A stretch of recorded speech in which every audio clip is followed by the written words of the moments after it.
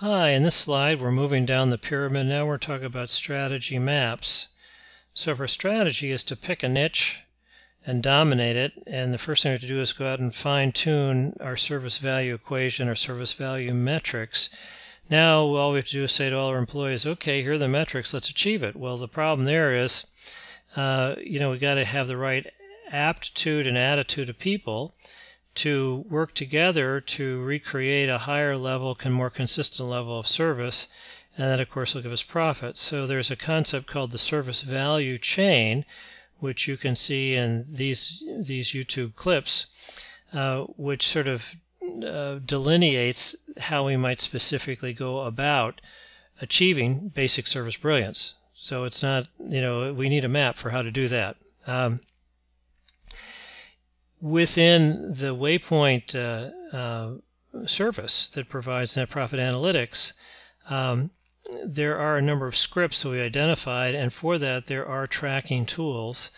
And these tracking tools then feed into the delta PBIT. In other words, how much has the net profit improved on the items or the customers, the suppliers, the sales territories, the branches at the branch level, whatever.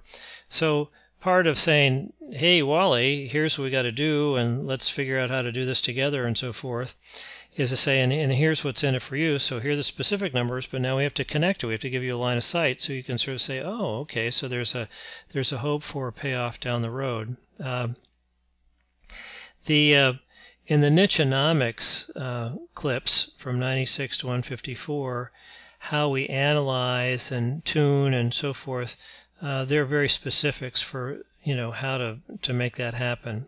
In the earlier clips, I talk about service chain selling skills. So the sales force is going to need to transform themselves from basically being product pushers and price quoters and reactive firefighters to, and not just that, but and they're going to have to be able to broaden the conversation and say, hey, you want a lower price, then let's get married. Let's look at da type of thing.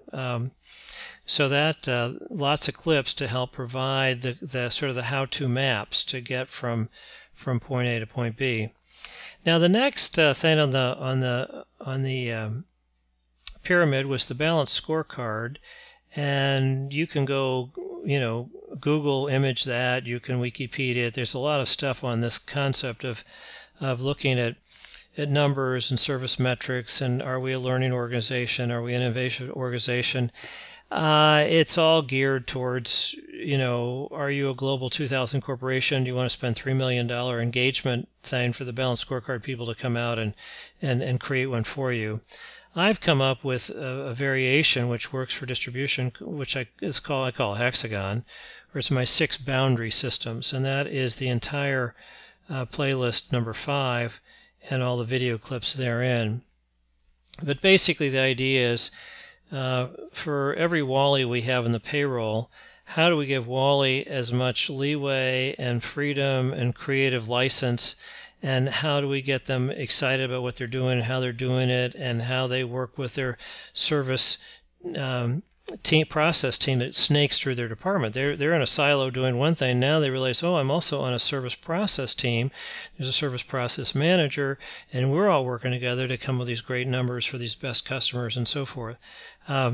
So that my hexagon, is I think maybe a more appropriate way of thinking about having a high performance environment, service environment, in a distribution environment. So that gets us down to balanced scorecard. Let's stop here and continue in the next slide. Thank you.